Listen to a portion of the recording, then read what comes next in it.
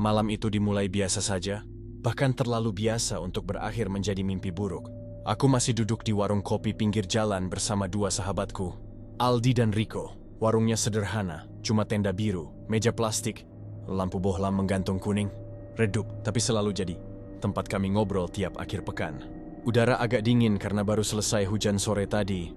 Aroma tanah basah masih menempel di jalanan, dan angin malam pelan-pelan mulai naik menusuk kulit. Aku menyeruput kopi hitamku. Rasanya pahit, tapi entah kenapa enak sekali malam itu. Mungkin karena badan hangat dan kepala sedang tenang. Di sisi lain meja, Rico menggoyang-goyangkan gelas es teh yang tinggal separuh. Esnya sudah mencair. Aldi sibuk menghisap rokok sambil lihat ponselnya. Nge-scroll sesuatu tanpa minat. Malam semakin larut, suara kendaraan di jalan mulai sepi. Hanya sesekali ada motor lewat. Semuanya normal, santai. Tidak ada tanda-tanda buruk. Namun justru dari ketenangan itu, satu kalimat kecil berubah jadi awal petaka. Rico menatap kami tiba-tiba, seakan baru ingat sesuatu. Kalian pernah dengar soal pohon randu merah di Banyuwangi? Aku dan Aldi saling lirik. Namanya terdengar akrab, tapi samar. Yang di dekat desa Sumberwangi? Tanya Aldi sambil mengepulkan asap pelan. Rico mengangguk, suaranya menurun satu oktav seolah ingin membangun suasana. Iya, katanya pohon itu tempat roh-roh tersesat diikat. Biar enggak berkeliaran dan ganggu orang. Nadanya terdengar seperti cerita urban legend biasa. Tapi cara dia mengatakannya pelan, berat, seperti dia tidak sedang bercanda. Aku merinding kecil. Tidak tahu kenapa. Mungkin karena semalaman tempat ini sepi, lampu remang, dan topik mistis seperti itu rasanya tepat tapi salah waktu. Aku menjawab enteng, mencoba menepis atmosfer. Pohon cuma pohon, bro. Jangan dibikin ngeri. Aldi ikut mengangguk, walau jelas ia mendengarkan lebih serius dari yang terlihat. Rico tersenyum tipis, tapi senyumnya bukan seperti biasanya. Ada sesuatu di baliknya, entah tantangan, entah rasa penasaran berlebihan. Kalau kalian berani, kita lihat sekarang. Aku sempat tertawa pendek. Malam-malam begini, gila. Tapi dalam hati aku merasa tertarik. Apa benar ada yang aneh di sana? Atau cuma cerita kecil yang dikembangkan jadi mitos kampung? Aku tidak tahu kenapa. Tapi tiba-tiba gagasan itu tidak lagi terdengar sebodoh tadi. Malam masih panjang dan tidak ada hal lain yang ingin kami lakukan. Aldi awalnya ragu. Kita cuma lewat kan? Nggak turun, nggak sok jagoan. Rico mengangguk cepat, terlalu cepat. Cuma lihat pinggir jalan. Foto sedikit terus pulang. Mungkin dia juga butuh pembuktian. Mungkin ia ingin pamer keberanian. Sedikit banyak aku pun begitu. Akhirnya kami berdiri, bayar kopi, dan menstarter motor. Hawa dingin langsung terasa menusuk begitu kami meninggalkan tenda warung dan masuk ke jalanan yang lengang. Lampu jalan hanya ada di beberapa titik, sisanya gelap tanpa ampun. Suara mesin motor Aldi memecah kesunyian, sementara aku duduk sebagai pembonceng. Rico menyusul dengan motornya sendiri di belakang kami. Jalan menuju desa itu menanjak sedikit, lalu menurun, lalu melalui hamparan kebun tebu yang luas di kiri kanan. Saat angin menyapu batang-batang tebu yang tinggi, terdengar seperti bisikan panjang yang tidak jelas artinya. Kami hampir tidak banyak bicara di perjalanan. Semua hanya fokus pada jalan dan pikiran masing-masing. Aku mulai menyesal diam-diam, tapi ego membuatku tetap ikut melaju. Setelah sekitar 20 menit perjalanan, kabut tipis muncul.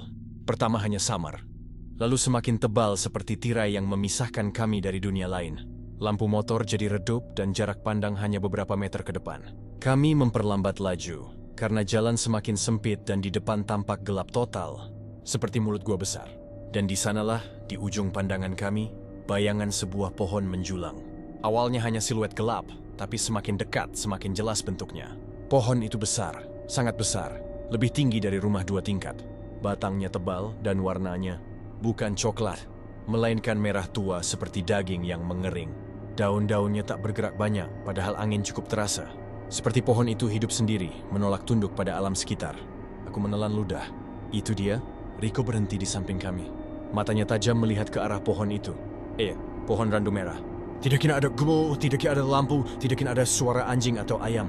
Hanya kami, pohon itu, dan kabut tebal yang membuat dunia terasa jauh. Aldi mematikan mesin motor, entah untuk apa. Begitu suara mesin hilang, barulah aku sadar betapa sunyinya tempat itu. Sunyi yang bukan kosong, tapi seperti sedang menunggu. Aku turun perlahan, langkahku berat seolah tanah menghisap sepatuku. Hawanya beda ya, bisiku, meski tidak perlu dibisikkan. Rico mendekat setengah meter ke pohon, lalu berdiri diam, memandanginya lama seperti tersihir.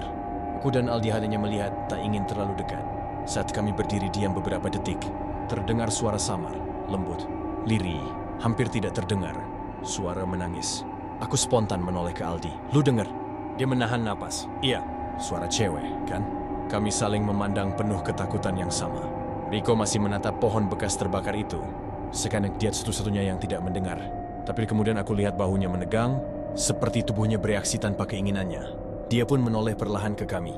Suara itu dari dalam pohon, katanya pelan. Dan entah kenapa aku tahu dia benar. Tangis itu bukan seperti orang merengek biasa. Lebih seperti seseorang yang sudah lama dikurung, lelah, kehabisan tenaga, tapi tetap mencoba memanggil siapapun yang bisa mendengar. Suaranya pecah, seperti tercekik. Kadang hilang, lalu muncul lagi, seperti tarikan napas terakhir yang tak kunjung selesai. Aku ingin berkata, kita pulang, tapi mulutku seperti terkunci. Bagian terbesar dari tubuhku ingin lari, tapi kaki tidak mau bergerak. Mataku tidak bisa lepas dari pohon itu. Ada daya tarik tidak wajar, seperti panggilan yang pelan tapi memaksa. Seakan ada sesuatu yang mengintip dari balik batang pohon, tetapi tidak menampakkan diri. Atmosfernya tebal, berat, membuat dada sesak seperti menahan air. Aldi akhirnya memecah diam dengan suara lirih. Bro, ini udah nggak beres. Kita balik aja. Tapi kali ini Rico tersenyum kecil, bukan takut. Malah seakan menikmati rasa seram itu. Sebentar, aku mau lihat lebih dekat. Dan dalam momen itulah aku sadar bahwa kami sudah tidak sepenuhnya dalam kendali. Bukan hanya karena kami tertarik. Tetapi sepertinya pohon itu ingin kami datang, menunggu, mengundang. Bukan... Kebetulan Will lewat malam itu. Bukan kebetulan Rico ingat ceritanya. Rasanya seperti sudah ada rencana yang tidak kami tahu. Dan kami berjalan masuk lebih jauh. Tanpa sadar, kami mulai membuka pintu ke sesuatu yang mungkin tidak boleh kami lihat. Kami belum tahu apa yang menunggu di balik batang merah itu. Kami belum tahu siapa yang menangis di dalamnya. Yang kami tahu hanya satu, kami sudah terlalu dekat untuk kembali tanpa konsekuensi. Kami berdiri semakin dekat ke arah pohon randu merah itu dengan langkah kecil-kecil yang tidak kami sadari. Kabut semakin tebal seolah sedang menahan kami dalam satu lingkaran sempit, seperti jalan pulang sengaja disembunyikan. Di kejauhan terdengar suara jangkrik, tapi pelan sekali, seperti teredam oleh sesuatu yang lebih besar. Suara tangisan lirih tadi masih terdengar, meski kadang hilang, lalu muncul lagi seperti angin yang membawa bisikan jauh. Tapi ini jelas bukan angin. Ini suara seseorang atau sesuatu yang tidak kami lihat. Aldi menahan napas panjang, lalu berkata dengan volume rendah, seolah takut ada yang mendengar selain kami. Bro, aku serius. Kita pulang aja? Ini tempat nggak bener. Aku ingin angguk, ingin bilang setuju. Tapi mulutku berat. Aku hanya bisa menelan ludah sambil menatap Rico yang berdiri paling depan. Hanya beberapa meter dari batang randu raksasa tersebut. Pohon itu tidak seperti pohon lain. Batangnya seolah bernapas. Ada garis-garis gelap seperti urat. Merembet naik turun seperti aliran darah di bawah kulit. Semakin lama dipandang, warnanya tampak makin merah. Seperti bekas luka yang belum sembuh. Akar-akar besar mencuat keluar tanah, seperti tangan kurus yang keluar dari kubur. Ada bagian akar yang terlihat bergerak sedikit. Entah karena angin atau karena hal lain yang lebih menakutkan. Tisasari hewan mendekat, Dinoseri burung bersuara. Semua makhluk hidup seolah menjaga jarak. Bahkan dunia seperti menahan napas. Aku mencoba mundur satu langkah, tapi Rico justru maju satu langkah. Dia mengangkat tangannya pelan, seolah ingin menyentuh batang pohon. Aku ngeri melihatnya. Rick, jangan sentuh, ucapku spontan. Dia tidak menjawab, pandangannya kosong, pupilnya sedikit membesar seperti orang yang terpukau oleh sesuatu. Tangannya makin dekat, hanya tinggal beberapa sentimeter. Dan saat jarinya hampir menyentuh kulit randu, tangisan itu berubah. Dari lirih menjadi lebih jelas. Dari pelan menjadi seperti seseorang yang menjerit menahan sakit. Dari sedih menjadi putus asa. Suaranya langsung menggema, seperti berasal dari dalam batang pohon yang berongga. Suara perempuan. Suara yang memohon-mohon, tetapi bercampur marah. Rico kaget dan mundur cepat, hampir jatuh. Aldi spontan menarik bajunya agar tidak tersungkur. Kami bertiga menatap pohon itu dengan mata tak percaya. Tidak mungkin ini sekadar kayu mati. Ada yang hidup atau terjebak di dalamnya. Kudukku langsung berdiri semua. Tanganku dingin dan gemetar. Aku berusaha bicara tapi suara sendiri terdengar pecah. Aku dengar jelas banget barusan. Itu jeritan, kan? Aldi mengangguk cepat. Ya. Itu bukan suara hewan, itu manusia. Tapi gimana bisa? Rico terdiam lama. Bahunya naik turun cepat, napasnya pendek seperti baru selesai berlari. Baru setelah hampir 1 menit dia bersuara, namun pelan seperti berbisik ke kami, atau ke sesuatu yang lain. Aku lihat ada bayangan di balik batangnya. Aku dan Aldi langsung menoleh ke arah tempat ia menunjuk. Dan benar, saat kami fokus, terlihat celah kecil seperti goresan menganga di batang randu, mirip mulut luka yang baru dibuka. Di dalam celah itu gelap pekat, tidak memantulkan cahaya apapun. Tapi dari celah yang sempit itu, Aku merasa ada mata, sepasang mata, menatap balik ke arah kami. Bukan mata manusia, bukan juga mata hewan. Ini sih seperti mata seseorang yang lama dikurung dalam ruang sempit. Kelaparan, haus, marah, tapi tidak mati-mati. Aku menutup mulut dengan telapak tangan, takut suara napasku terdengar oleh makhluk yang bersembunyi di balik kulit pohon itu. Aldi melangkah mundur perlahan, tapi ranting kecil di bawah kakinya patah. Suara kecil itu terdengar seperti letusan besar di tengah kesunyian. Ya, dan seketika pohon itu mengeluarkan suara lebih keras lagi. Jeritan panjang yang menggema hingga ke dada, membuat jantung seperti diremas dari dalam. Bukan hanya satu suara, sekarang ada banyak suara. Teriakan perempuan, tangisan anak kecil, geraman laki-laki. Semua bercampur seperti paduan suara roh yang disiksa. Suara itu keluar dari batang, dari akar, dari celah tanah di bawah kami. Seakan bumi di bawah randu itu penuh dengan jiwa-jiwa yang tidak pernah lepas. Mereka memanggil, memohon, meraung, seolah mereka ingin keluar atau ingin kami tinggal bersama mereka. Aldi langsung menarik tanganku kasar. "Lari sekarang!" Tapi Rico berdiri di tempat, seperti terhipnotis lagi. Matanya tajam mengarah ke batang, seakan ada sesuatu yang memanggilnya. Aku gemetar, tapi aku tidak bisa meninggalkannya. Rico melangkah maju lagi. Kali ini lebih cepat, seperti tubuhnya bergerak tanpa perintah. Dalam gerakan refleks aku menangkap lengannya. Tapi saat aku menariknya mendekat, dia berbisik tepat di telingaku dengan suara yang bukan suaranya. Sendiri, lebih berat, lebih dalam. Seperti suara dua orang bersamaan. Mereka kedinginan, bantu aku buka pintunya. Aku langsung melepasnya dan mundur cepat. Aldi menatapku dengan mata membesar karena mendengar hal yang sama. Suaranya pecah seperti mau menangis. "Bro, itu bukan Rico lagi. Aku nggak mau di sini." Aku ingin menggiyakan, ingin lari, ingin kabur sejauh mungkin. Tapi tubuhku terpaku. Dan kemudian, sesuatu berubah lagi. Dari batang pohon yang retak tadi, muncul garis merah tipis seperti darah merembes.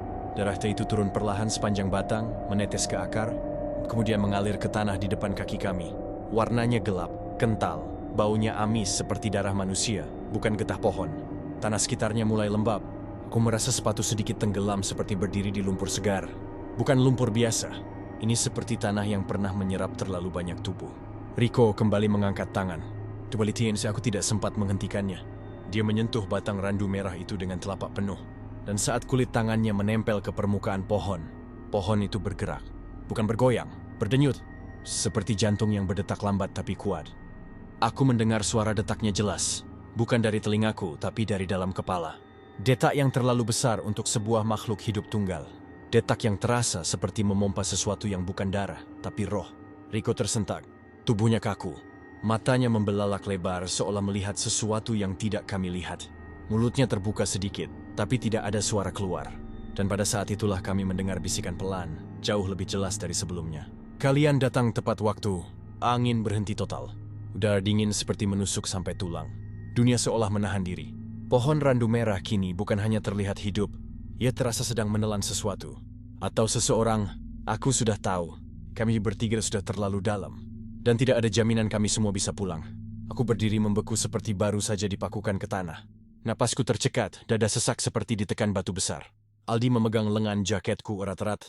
Tubuhnya bergetar hebat sampai aku bisa merasakannya. Dan yang membuat semua lebih buruk, bukan hanya jeritan dari dalam pohon, bukan hanya darah hitam yang merembes dari batang. Bukan juga kabut yang kini makin tebal sampai jarak pandang hanya 2 meter yang paling menghantui. Adalah tatapan Rico yang sekarang kosong, seperti tubuhnya tinggal wadah sementara. Jiwanya sudah dicabut dan digantung. Entah di mana. Rico masih menempelkan tangannya pada batang randu merah itu. Tapi anehnya, meskipun aku lihat jelas kulit pohon itu kasar seperti luka parut, tubuh Rico tak bergeming seolah ada kekuatan yang menahan atau justru menariknya. Urat di lengannya menonjol. Bibirnya mulai bergetar, tapi bukan seperti orang. Kedinginan, lebih seperti seseorang yang sedang menahan sesuatu yang ingin keluar dari dalam dirinya. Aku memanggilnya pelan, mencoba tidak memancing sesuatu yang lebih buruk. "Ri, lepaskan. Tolong, lepaskan." Aldi juga ikut memohon, suaranya pecah, hampir menangis. "Bro, please, jangan terusin. Ayo kita pulang, aku mohon." Rico tidak menjawab, tapi tiba-tiba tubuhnya tersentak kaku. Matanya memutar ke atas, memperlihatkan hanya bagian putihnya. Mulutnya terbuka semakin lebar, lebih lebar dari posisi alami rahang manusia. Dari tenggorokannya keluar suara serak yang bukan suara manusia. Bukan suara Rico, suara itu rendah, bergulung. Seperti sesuatu yang berbicara dari dalam sumur tua yang gelap dan dalam. Kalian datang terlambat. Pintunya hampir tertutup. Saat suara itu keluar, pohon randu merah seolah merespons. Getaran halus menjalar dari akar hingga ke ranting paling atas. Kami mendengar detak lain, lebih cepat, lebih kuat, seperti tubuh yang sedang bangkit dari tidur panjang. Detakan itu membuat tanah bergetar ringan, membuat lututku lemas. Aldi menarik lenganku lebih keras. Kita tinggalin dia aja. Aku menoleh nyaris marah. Gila kamu? Dia teman kita. Tapi sebelum kami bisa lakukan apapun, pohon itu mulai berubah. Celah gelap yang tadi hanya selebar tangan kini terbuka perlahan, seperti daging yang disobek dari dalam. Tidak ada kayu patah, tidak ada serpihan kulit pohon jatuh. Hanya kain hitam yang mengalir keluar seperti kabut likat yang hidup. Dari balik celah itu muncul bayangan, tidak langsung jelas bentuknya. Tapi terasa hadir, ada yang mencoba keluar. Dari dalam celah terdengar suara gesekan kuku pada kayu. Lalu suara seperti tulang-tulang kecil jatuh beruntun. Dan kemudian muncul sesuatu yang membuat hati serasa berhenti berdetak. Sepasang tangan pucat, kurus kering, panjang tidak wajar, meraih keluar dari lubang pohon. Jemarinya tajam seperti ranting patah. Ujung kukunya merah gelap seperti menahan darah sejak lama. Aldi langsung terduduk saking lemahnya kaki. Aku hanya bisa mematung. Sinod ingin harus lari atau menunggu kengerian penuh muncul sepenuhnya. Rico masih diam, tubuhnya seperti boneka yang digerakkan paksa. Ketika tangan itu keluar sepenuhnya, aku melihat kulitnya penuh bekas tali seperti pernah diikat ketat berbulan-bulan, mungkin bertahun-tahun. Suara perempuan kembali terdengar, tapi kalinya Sinapura menangis. Dia tertawa pelan. Tawanya pelan dulu, seperti seseorang baru mendengar lelucon aneh. Tapi makin lama makin keras, makin panjang, makin tidak manusiawi. Tawanya berubah menjadi jeritan bahagia bercampur amarah. Pohon bergetar keras seperti tidak mampu menahan sosok yang berusaha keluar. Aldi menarikku kuat sekali sampai aku hampir jatuh. Aku nggak mau mati di sini. Tolong, kita pergi. Aku ingin menuruti kata-katanya. Tapi Rico, dia masih di sana. Tubuhnya mulai condong masuk, seperti sedang diseret pelan ke dalam pohon. Tangannya menempel, tetapi kini menjorok, seolah pohon itu menghisapnya. Aku akhirnya menjerit. Rico! Lepasin tanganmu.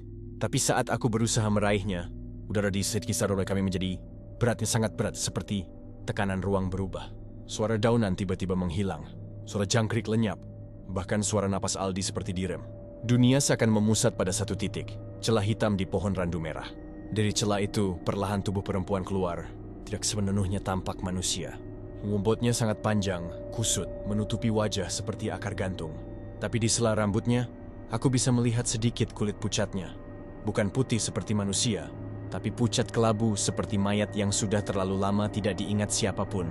Ketika dia menegakkan tubuh, dia lebih tinggi dari kami. Baju lusuh sobek-sobek menempel seperti kulit kedua, penuh noda tanah dan darah kering. Lehernya terdapat bekas jerat tali yang dalam. Dan ketika rambutnya bergerak sedikit oleh angin dingin, aku melihat wajahnya. Mata cekung tanpa bola, hanya rongga hitam yang berdenyut seperti tertawa menghina. Mulutnya sobek hingga ke pipi, seolah pernah dijahit lalu dipaksa terbuka paksa. Dia menatap kami meski tanpa bola mata. Dan suara yang keluar dari mulut robek itu pelan, tapi jelas menyasar ke dalam kepala. Terima kasih sudah membawa satu jiwa baru. Tubuhku langsung dingin seperti dimasukkan ke ruangan beku. Aldi mulai meracau tidak jelas, suaranya bergetar seperti anak kecil ketakutan. Aku nggak mau ikut-ikut. Aku nggak mau ikut. Sosok perempuan itu mengulurkan tangan ke arah Rico, dan jari-jarinya menyentuh pundaknya perlahan. Sentuhan itu membuat tubuh Rico kaku. Lehernya bergetar, lalu tanpa kontrol matanya kembali normal, penuh panik dan ketakutan. Dia sadar lagi. Dia membisik keras sambil menoleh ke kami dengan wajah penuh air mata. Lari, tolong, lari! Tapi suara lain menyusul dari mulutnya, lebih dalam, bukan suaranya. Otoyo tinggal bersama kami. Aldi menjerit pertama kali. Tanpa sempat berpikir, aku menarik tubuhnya, dan kami berdua lari sekuat tenaga. Tambah menoreh, tanpa peduli. Suara setawa perempuan itu membuntuti kami, bergema seperti berada tepat di belakang telinga meski kami berlari jauh. Kabut seperti membuka jalan hanya untuk kemudian menutup lagi, seolah tidak ingin kami menemukan jalan keluar. Setiap langkah terasa seperti tidak cukup cepat. Nafasku memanas, paru-paru terasa seperti terbakar. Aldi hampir pingsan, tapi aku paksa dia tetap berlari. Tidak belas sehingga aku masih mendengar suara. Rico, entah itu jeritan, minta tolong atau suara makhluk yang meminjam tubuhnya. Aku tidak sanggup membedakan. Seketika kami berhasil mencapai motor, tanganku gemetar parah sampai sulit memasukkan kunci. Aldi menangis keras, bukan karena cengeng, tapi karena ketakutan yang merubah manusia jadi setengah gila. Begitu mesin menyala, aku tancap gas tanpa pikir panjang. Tapi ketika motor mulai bergerak, aku melihat bayangan di kaca spion. Rico, berdiri di bawah pohon randu merah, menatap kami dalam diam. Bukan lagi Rico yang kami kenal. Pohonnya kini tidak lagi sekadar tumbuhan. Ia semacam mulut besar yang baru saja diberi makan. Dan kami sadar, itu baru satu. Masih ada banyak roh yang terikat di sana. Dan mungkin mereka belum kenyang. Kami kabur malam itu, tapi rasa bersalah menjadi bekas luka yang tidak bisa hilang. Karena kami pulang hanya berdua, sementara tubuh Rico tertinggal bersama pohon randu. Atau mungkin jiwanya yang masih di sana. Menunggu giliran kami kembali untuk membayar. Malam itu kami kembali ke pohon randu merah.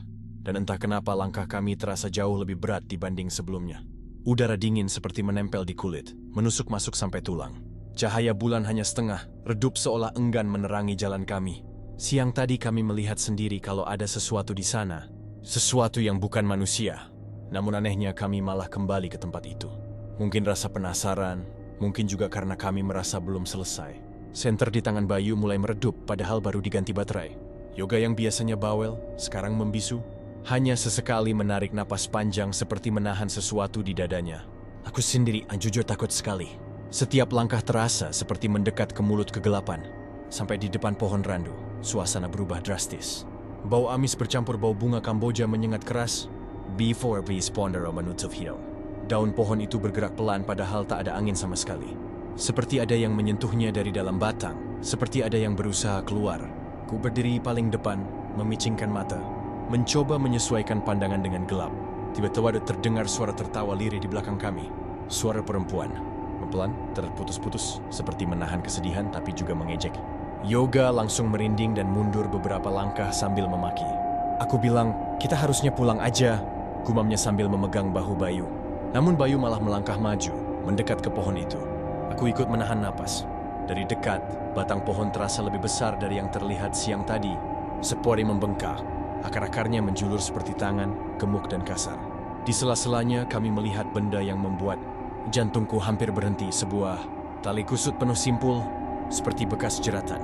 Tali ini menempel pada akar seperti sudah lama tertanam. Warnanya merah kecoklatan seperti noda darah yang mengering. Bayu menyinari lebih dekat. Dan kami melihat sesuatu yang membuat kami semua mundur serentak. Ada rambut. Rambut panjang hitam kusam terjerat di simpul tali itu. Mereka tidak tahu kenapa aku memberanikan diri menyentuhnya. Tapi jari aku baru mendekat.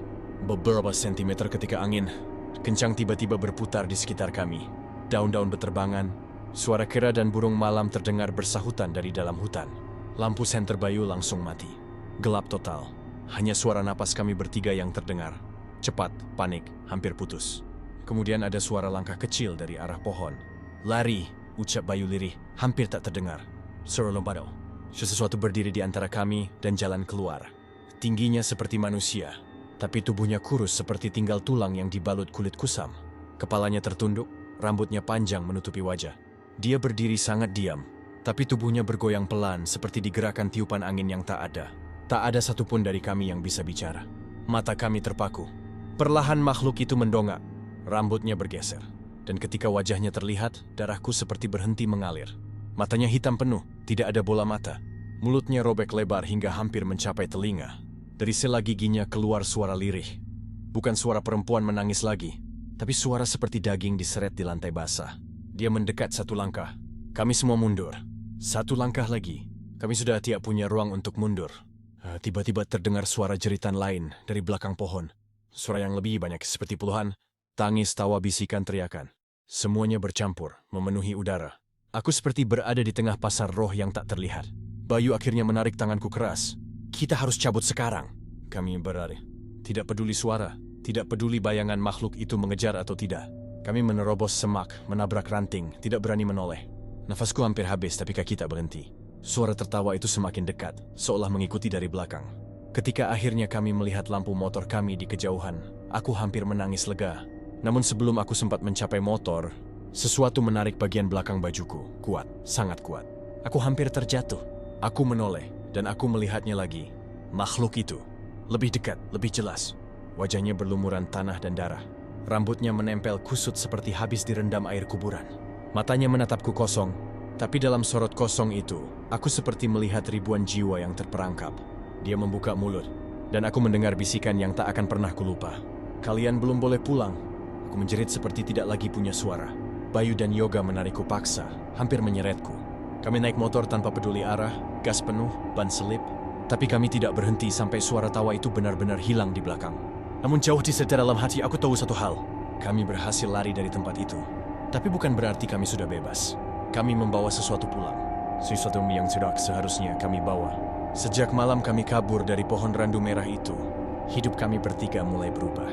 Awalnya hanya hal kecil, bayangan lewat di sudut mata, suara langkah ringan di belakang kami padahal tidak ada siapa-siapa. Pintu kamar berderit sendiri meski tidak ada angin. Tetapi semakin hari semua itu makin jelas, makin nyata, dan makin dekat. Aku sering terbangun jam 3 dini hari tanpa alasan. Ketika itu, kamar terasa lebih dingin, seperti sedang berada di luar ruangan. Kadang-kadang aku mendengar suara seret, seperti seseorang menarik sesuatu di lantai. Suara itu makin lama makin dekat dengan pintu kamarku.